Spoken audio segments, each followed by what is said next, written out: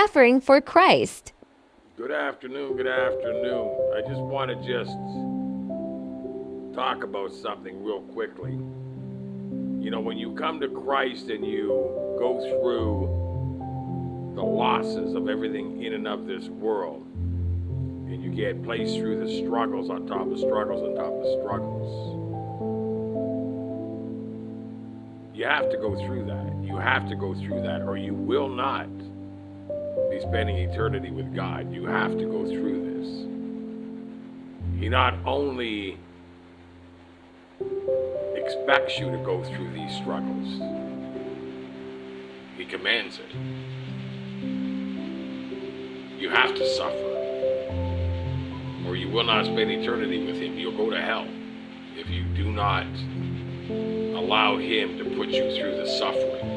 It's painful, it's hurtful, it's unbearable at times. Very, very frustrating.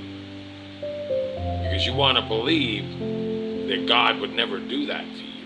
That if you serve him and you tell people the truth and you bring people to Christ and you worship him and love him and profess his name, that there should be no reason for him to rip you apart and bring you down and tear you up. But there's a greater purpose in that. And you're not going to spend eternity with him if you can't go through that. If you can't let him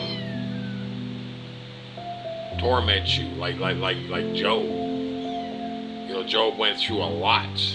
And God insisted that he go through it. And God opened the path for that, as God watched him go through everything he went through. I know it's crazy. It sounds absolutely crazy, but that's what it is. You're going to have to go through an absolute suffering. And maybe some aren't going through it now. I am, but maybe some aren't going through it now. Maybe some, it'll be down the road. But it's coming for you, I promise you. You're going to be a Job in your walk with Christ. You're going to have suffering like you could have never imagined. But if you can't get through it, then you're not worthy to worship God. You got to worship him through it all. And not because you think there's going to be something better down the road, but because he's God and you're not. And to him, you are garbage, absolute garbage, filthy rags before God. And so when you understand that, it makes sense that he's going to torment you and allow you to suffer. And don't say it's not him, it's him. He has all the power, all the control. Yes, he does. Satan's only allowed to do what God allows him to do. So it's in God's hands. God could say, no, you don't get to do that. Or God could say, yeah, you can freely do that. And Satan takes orders from God. So if you're going through torment and suffering, God wants you to go through it.